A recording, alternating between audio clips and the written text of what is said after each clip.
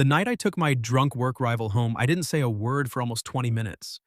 Not because I was angry, because she was crying too quietly for anyone else to notice. And I had the strange feeling that if I asked the wrong question, she would spend whatever strength she had left pretending she was fine. My name is Miles Warren. I was 35, senior account strategist at a consulting firm in Chicago, and for the last 2 years, my professional life had been measured against one person, Nora Keene. Nora was brilliant in the most irritating way possible. Not flashy, not loud, not the kind of person who dominated a room by performing confidence. She was worse than that. She listened, waited, and then said the one sentence that made everyone else's 10-slide argument look decorative. We competed for the same clients, the same recognition, and eventually the same director role. She corrected my forecasts in meetings. I challenged her pricing assumptions. She once wrote, "optimistic bordering on magical," in the margin of my proposal. I once told a partner her timeline required either a second team or a small miracle. People at the office loved watching us go at each other because we never got sloppy. No yelling, no cheap shots, just two adults with too much pride, too much competence, and the unsettling habit of making each other better by refusing to let the other get comfortable. I told myself I disliked her. That was useful. It kept everything simple. Then came the Braddock dinner.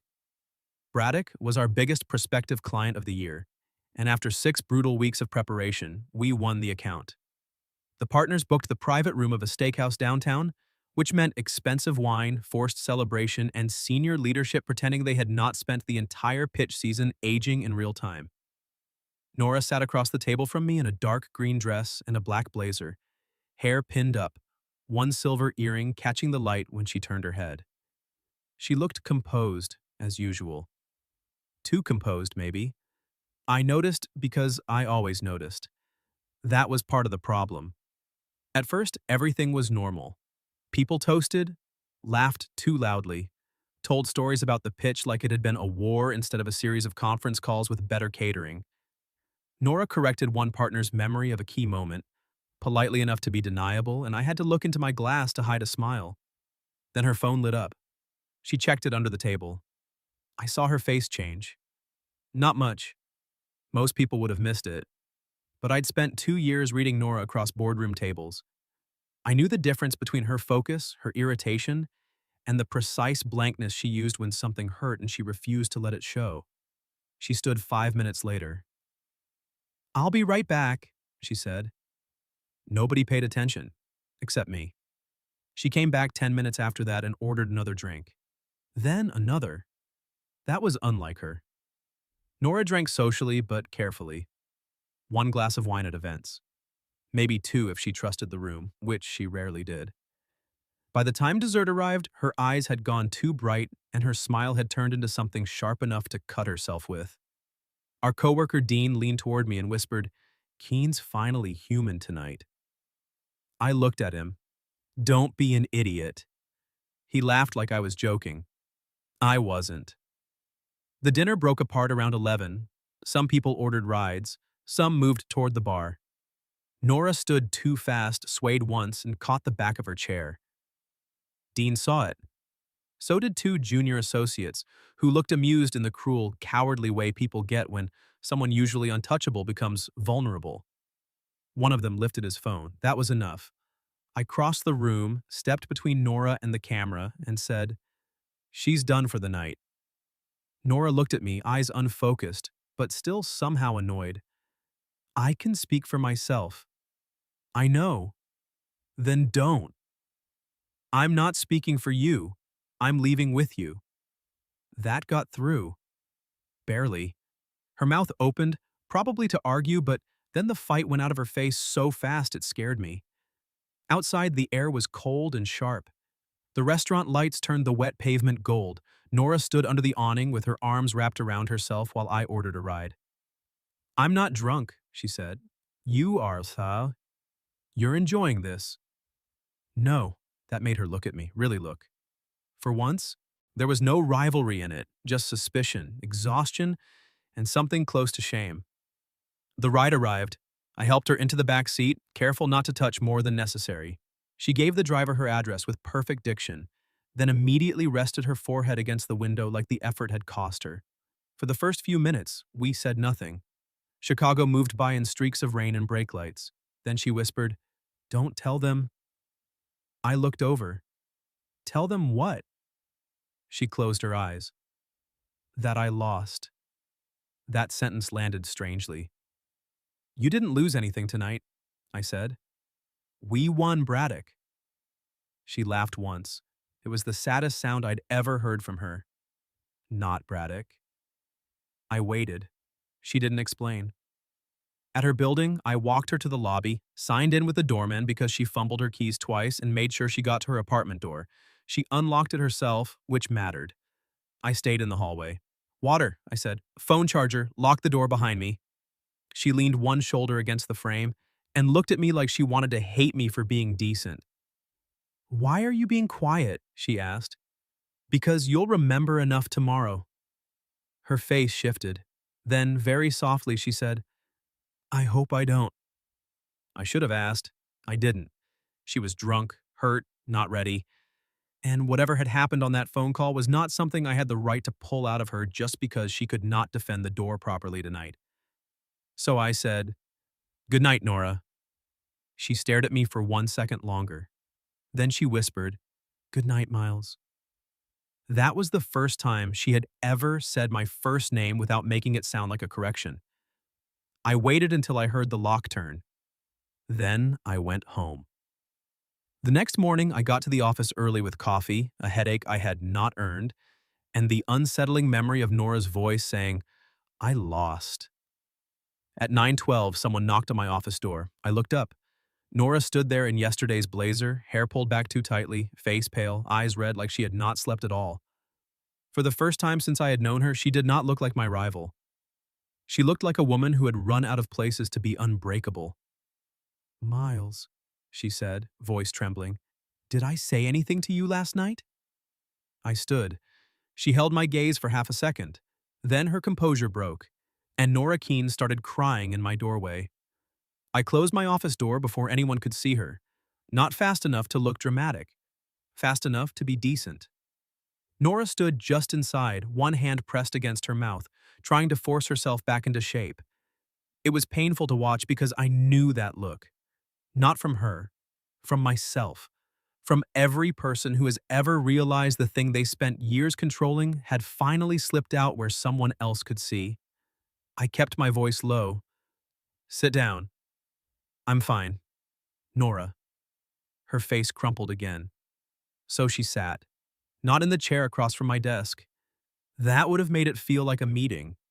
She sat on the small leather couch by the window, shoulders tight, knees together, hands clasped so hard her knuckles went pale. I grabbed a glass of water from the side table and handed it to her. She took it with both hands. For a while, she didn't drink. She just stared at it. "I don't remember everything," she said. "You don't need to." Her eyes shot up. "That is not comforting." "It's true." "Miles, please." That word changed the room. Please. Nora Keene did not use please at work unless she was about to make someone regret refusing her. This one sounded different. Scared. I sat in the chair nearest the couch, leaving enough space between us that she would not feel cornered. "You didn't embarrass yourself," I said. "You were upset. You drank more than usual. I took you home. You asked me not to tell anyone." She closed her eyes. "Oh, God." "Nora, what else?" I thought about it, about the ride, the rain, the way she had pressed her forehead to the car window, the sentence that had followed me into the morning. I said, "You said you lost." She went completely still. There it was, the thing she had feared. Not the drunken part, the honest part. Her eyes opened slowly. "I said that?" "Yes." "Did I say what I meant?" "No." She let out a breath that almost sounded like relief. Then she covered her face with both hands. I leaned back and waited. There are people who rush grief because silence makes them uncomfortable. I had watched Nora destroy that kind of person in meetings. I was not going to become one in my own office. After a minute, she lowered her hands. "My father called during dinner," she said. I stayed quiet. He has Parkinson's, early stages. Not public. Not even everyone in my family knows yet. Her voice was controlled now, which somehow made it worse. My mother called me last night because he fell at home. He's okay. Bruised. Angry. Humiliated. I'm sorry. She nodded once, like accepting sympathy was another professional task. He used to be a surgeon, she said. Hands steady enough to make people whisper about them. He was impossible. Brilliant. Arrogant. Demanding. A small broken smile appeared and vanished. He raised me like the world was one long oral exam. That sounded exactly like the man who would have produced Nora. Then she said, last night he couldn't button his shirt. The words dropped between us. No spreadsheet, no pitch. No room full of partners could do anything with that. I understood then. I lost had not meant Braddock. It had meant time. Control. The father she had spent her life trying to impress. I got the call, she continued, and then I went back into that private room with everyone celebrating, and I could not stand how normal they all sounded. Dean was laughing about champagne. Harlan was making jokes about bonuses, and I kept thinking, my father is sitting on the floor of his bedroom because he can't trust his own body, and I'm here smiling because we won an account. Her voice cracked on the last word. She hated that it did, I could tell. So I didn't react to the crack. I reacted to the truth. That would break most people for a minute. Her jaw tightened. I don't get minutes. Yes, you do. No. She looked at me sharply. You don't understand. My whole life, the second I showed weakness, someone either used it, corrected it, or called it unbecoming. I almost said something about her father. I didn't. She wasn't ready for that. Instead, I said, I didn't. Her eyes locked on mine. I know, she whispered. That was the second honest thing. Maybe the more dangerous one. She looked down again. When Dean laughed, I thought he saw it, not all of it, just enough. And then I saw that junior associate raise his phone, and I thought, she swallowed. I thought, this is what I'll become. A clip, a rumor, proof that Nora Keene finally cracked. I felt anger move through me, but I kept it quiet. You didn't become that. Because you stepped in. Yes. Why? The question was direct. But unlike last night, she was sober now. So I answered it properly. Because I know what it looks like when someone who never drops anything suddenly can't hold one more thing. Nora stared at me. Then she asked, from experience? I smiled without humor. Unfortunately. She waited. And because she had just given me something real, I gave her something back. My mother had a stroke when I was 28, I said. I was on a client call when my brother texted me. I finished the call. Nora's face softened, just a little. I still hate that I did that, I said, even though there was nothing I could have done faster. Even though she recovered, I hate that for 7 more minutes I chose being composed over being a son. She looked at me like she had never seen me before. Maybe she hadn't. Not really. Then she said, you never told anyone that. No. Why tell me? I looked at her tired eyes, yesterday's blazer, the water glass trembling slightly in her hands. Because you asked why. For a long moment, neither of us spoke. The office outside moved on without us. Phones rang. Shoes passed in the hallway. Somewhere, someone laughed too loudly at something that almost certainly was not funny. Nora finally took a sip of water, then she said, I came here because I thought if you knew, you'd have something over me. That's not what this is. I know that now. You do? She looked at me. Yes, she said quietly. That's why I'm still sitting here. The words hit with more force than they should have, because Nora did not stay where she felt unsafe. Not ever. Before I could answer, my office phone rang. I ignored it. Then my email pinged. Then Nora's phone buzzed on the couch beside her. She checked it and went pale. What? She turned the screen toward me. A message from Dean. Heard you had a rough night. Hope Warren got you home safely. Would hate for the Braddock team to look unstable before director decisions. I read it twice. Then I looked up at her. Nora's face had gone still again, but this time I saw what was underneath. Not fear, fury. Dean had not just noticed, he was testing whether her worst fear had a handle. And for the first time in 2 years of rivalry, I realized I did not want to beat Nora Keene for the director role. I wanted to stand beside her while she destroyed the man who thought her pain made her weak. I read Dean's message one more time. Not because I needed to, because I wanted to make sure I understood exactly how stupid he had chosen to be in writing. Nora took the phone back slowly.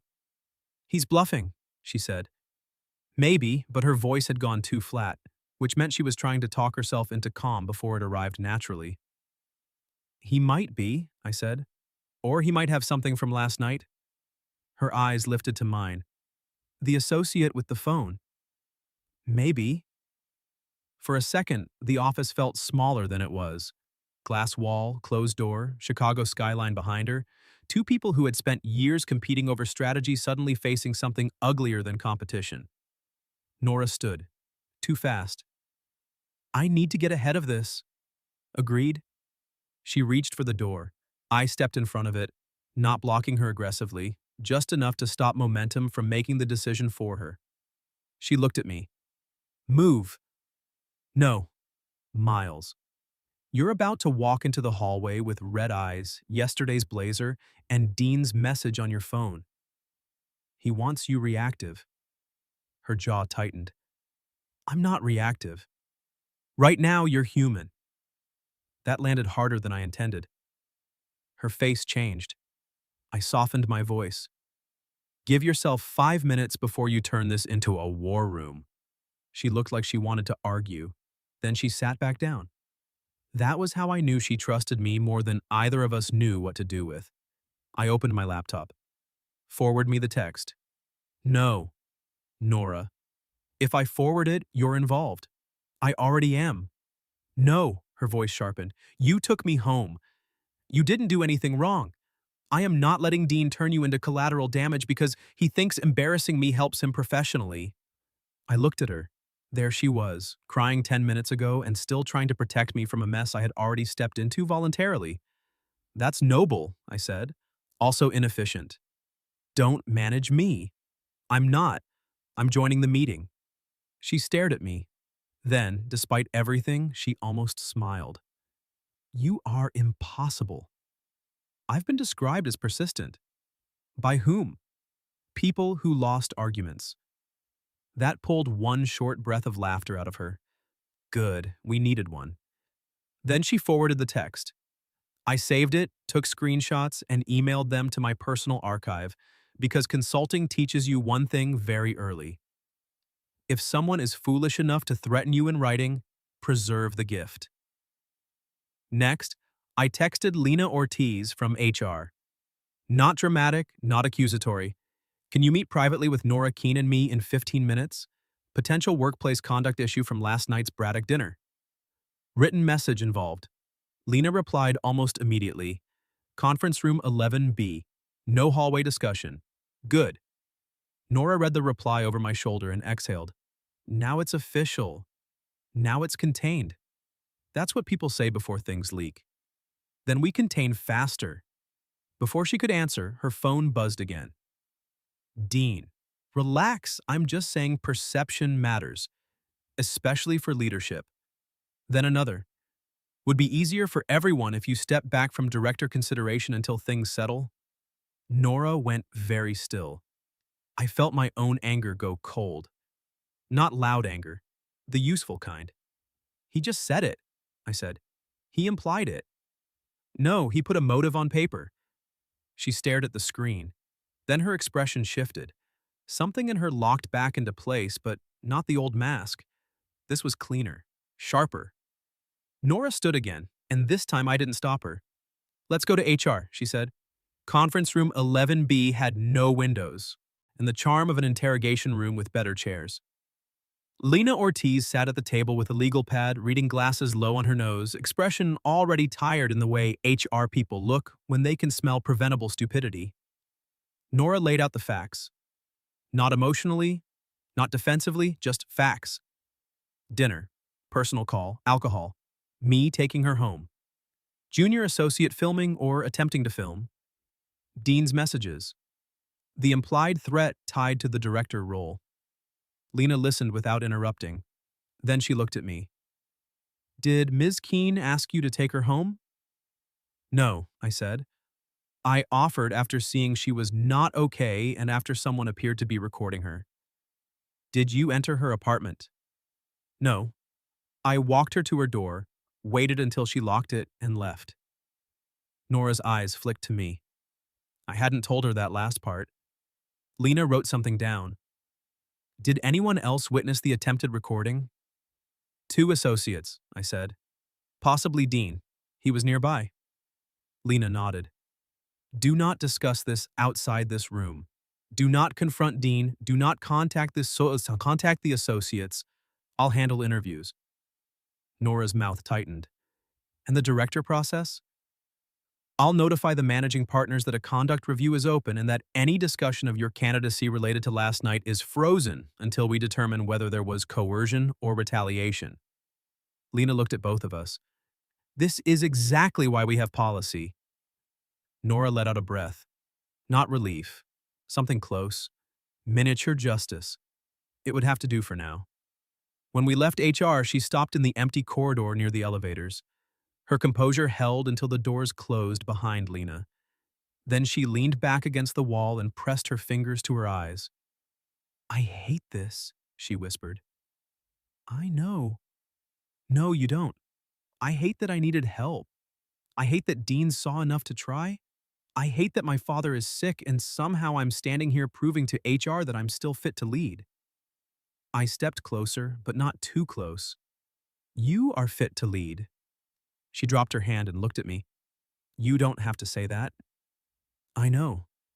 You're my competition. Not for this. That quieted her. Why? She asked. It was the same question from my office, but deeper now. Why step in? Why preserve the text? Why go to HR? Why stand beside her when standing aside might have helped me win? I could have given her a professional answer. Policy, fairness, workplace ethics. All true. None complete. So I said, because beating you only meant something when you were standing at full strength. Her eyes widened slightly. And because, I added quieter, I don't want a promotion badly enough to watch someone use your pain as leverage. For a moment, the entire office disappeared.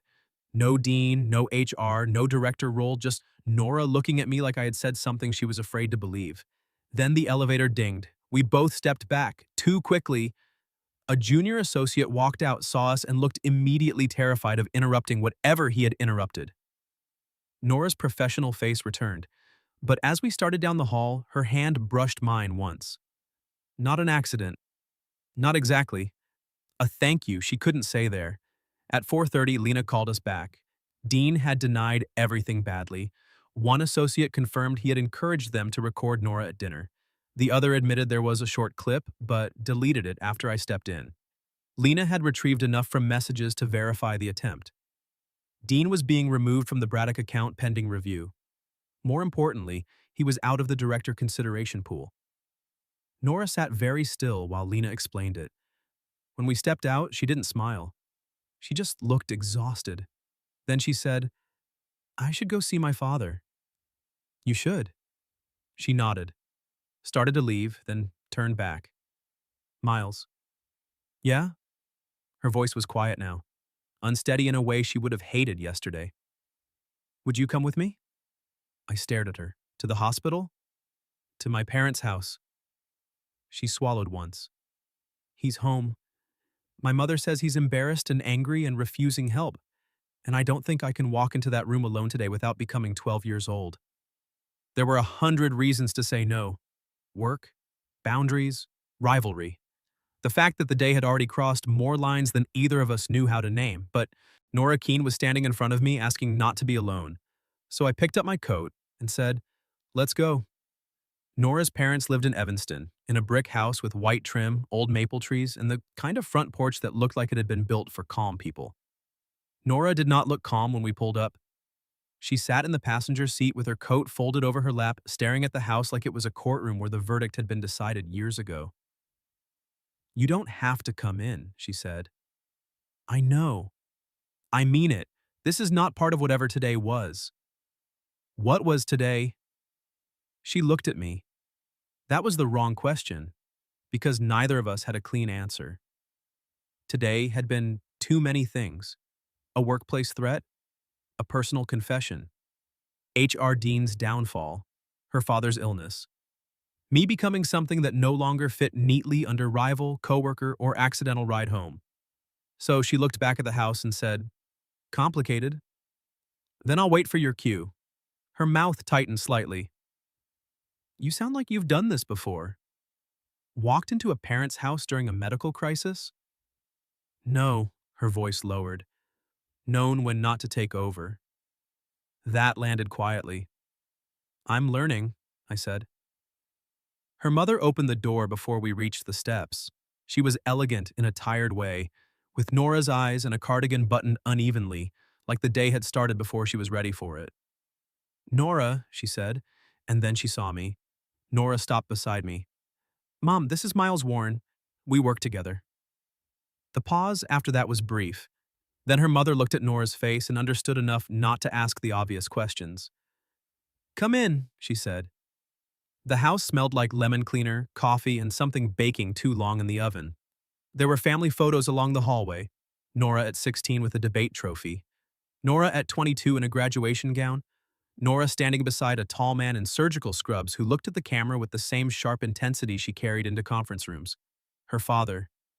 Dr. Edmund Keene was in the living room, seated in a leather chair by the window with a blanket over his knees and a newspaper open on his lap. He looked older than the man in the photos, but not diminished in the way I expected. The pride was still there. That was part of the problem. He looked up when we entered. His gaze went first to Nora, then to me. "Who is he?" he asked. Nora's mother sighed. "Edmund?" "What? I'm not dead, I can ask." Nora's face did something strange. Annoyance and relief, both at once. "This is Miles," she said. "The rival?" I looked at Nora. She closed her eyes briefly. "Dad?" He studied me. "You're taller than I expected." "I apologize for the inaccurate branding." His mouth twitched. Nora looked like she did not know whether to be horrified or grateful.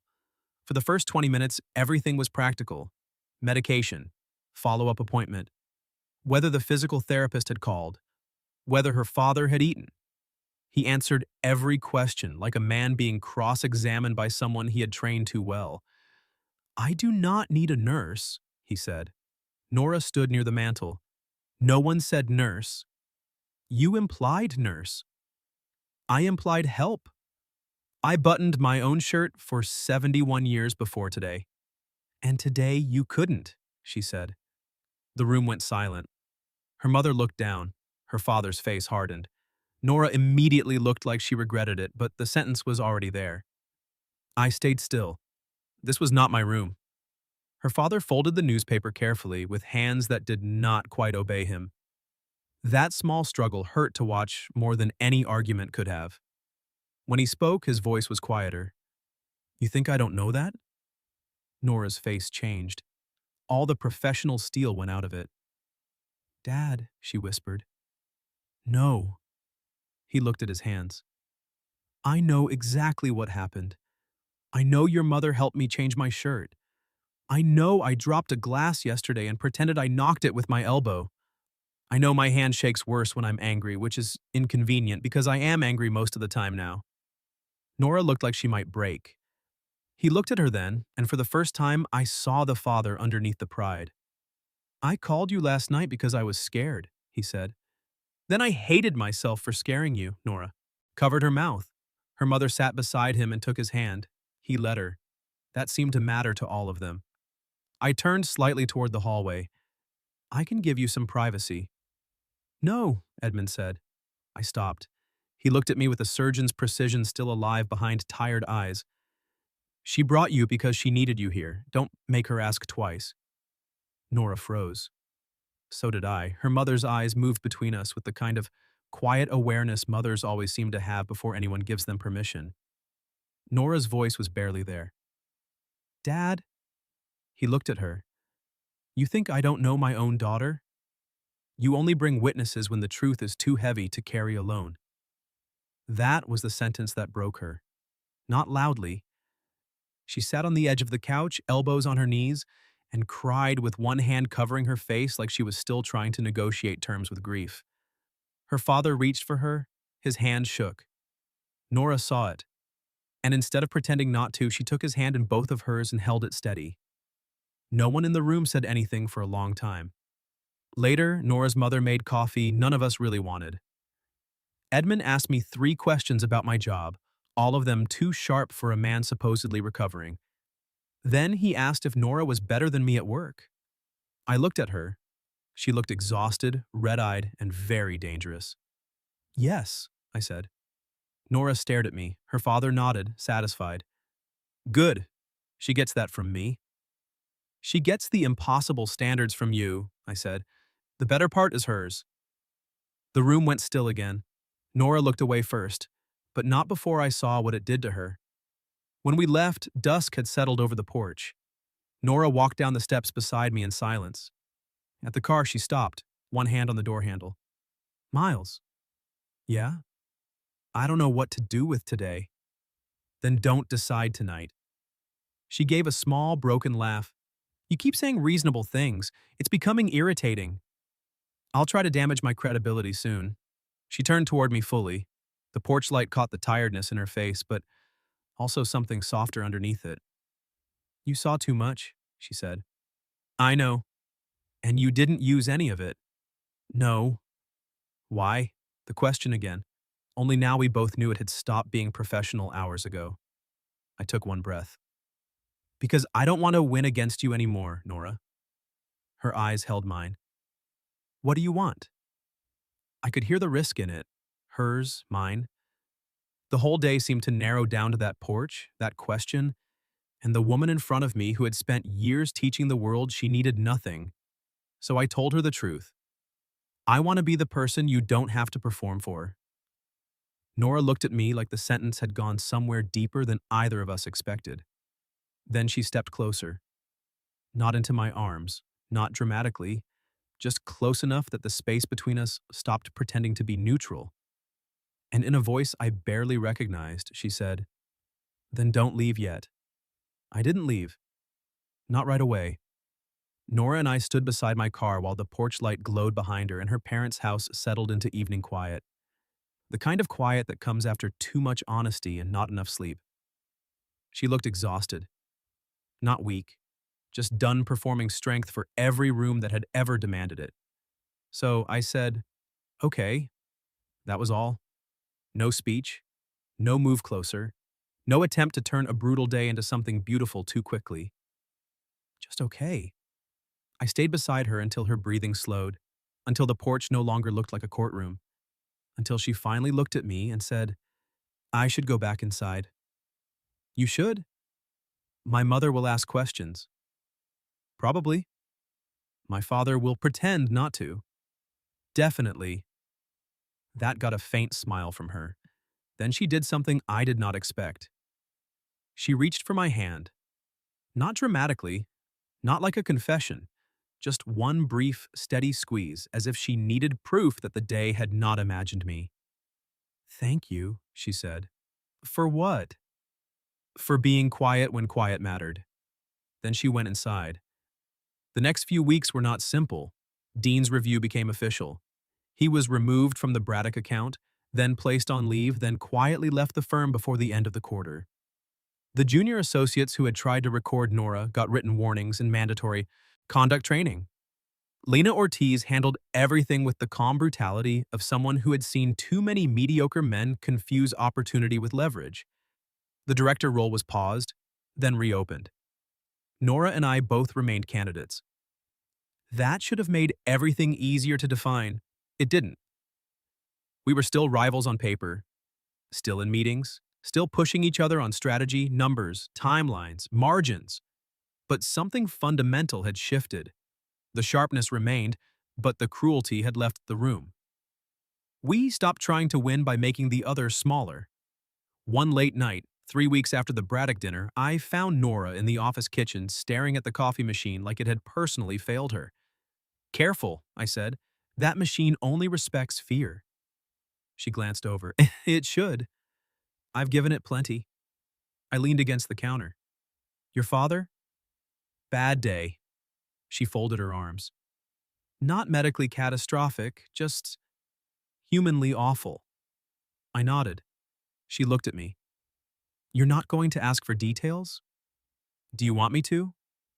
Her face softened in that small, almost invisible way I had started to recognize. No, she said. I want to stand here for 30 seconds and not explain myself. So we did. 30 seconds, then 60. Then she said, I hate that you're good at this. I have very limited talents.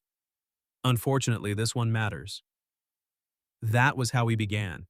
Not with a dramatic declaration, with pauses, with room, with the strange, careful trust of two people who knew exactly how dangerous the office could become if we were careless. When the director interviews restarted, Nora came to my office one evening and closed the door behind her. We need rules, she said. About the role. About us. The word sat there. Us. Not partnership, not friendship, not rivalry. Us. So we made rules. No private decisions that could affect the promotion. No using personal knowledge in professional arguments. No late-night emotional conversations in the office after closed-door meetings. No pretending the tension wasn't there, but no letting it make our work dishonest either. Then Nora said, and if one of us gets the role, we don't punish the other for losing. She looked at me for a long time. Agreed. She got the role. Of course she did. She was better in the final panel. Cleaner, sharper, more prepared. I knew it before the announcement. And when the partners called both of us in, when they told her first and then told me they wanted me to lead the Braddock expansion under the new structure, I felt something I did not expect. Not resentment, pride. Nora looked at me afterward in the empty conference room, waiting for the old rivalry to reappear. It didn't. You earned it, I said. Her eyes brightened, but she did not cry, not there. Instead, she whispered, don't be too graceful. It's unsettling. I'll be irritating tomorrow. Promise? Absolutely. That night, we went for a walk along the river. No office, no witnesses, no role between us. Just cold air, city lights, and the first real freedom either of us had felt in months. Halfway across the pedestrian bridge, Nora stopped. I'm scared, she said. I know. I don't know how to be with someone who has seen me that clearly. That makes two of us. She looked at me then. No performance, no rivalry, no polished answer waiting behind her teeth. Just Nora, the woman who had cried in my doorway, the woman who had held her father's annual hand, the woman who had still walked into HR with evidence and steel in her spine. I don't want you to be my safe place only when everything is falling apart, she said. That was the sentence. The one that made all the others unnecessary. I took her hand. Then, let's find out who we are when things are good too. We did. Slowly. Privately at first, then honestly. HR was informed once the reporting structure was clean. The firm did not collapse. The world did not end. Nora remained terrifying in meetings, and I remained annoying enough to make her better. Her father's condition progressed, but not in a straight line. There were difficult months, better weeks, awful mornings, quiet victories. The first time he let me help him button a cuff, he looked at me and said, "Tell anyone and I'll deny it." I said, "Doctor-patient confidentiality." He said, "You're not a boo me. Doctor?" "No, but I know when to keep my mouth shut." He liked me after that. 2 years later, Nora and I left the firm and started our own consulting practice.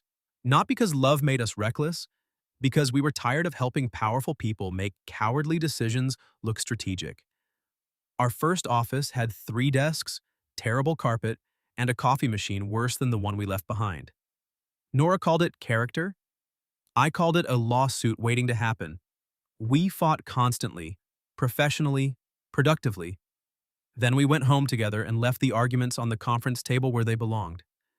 3 years after the night I took her home in silence, I proposed in that same office kitchen where we had first learned how to stand quietly beside each other.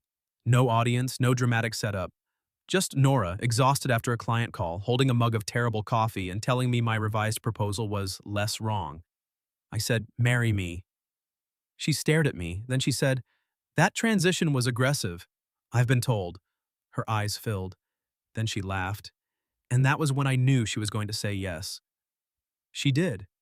Years later, when people asked how we got together, Nora usually said, "He took me home when I was drunk and didn't use it against me."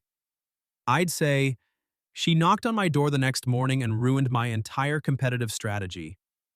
Both were true.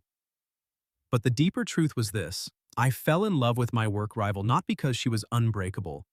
I fell in love because one morning she stopped pretending to be and trusted me enough to stay in the room when she couldn't hold the mask anymore.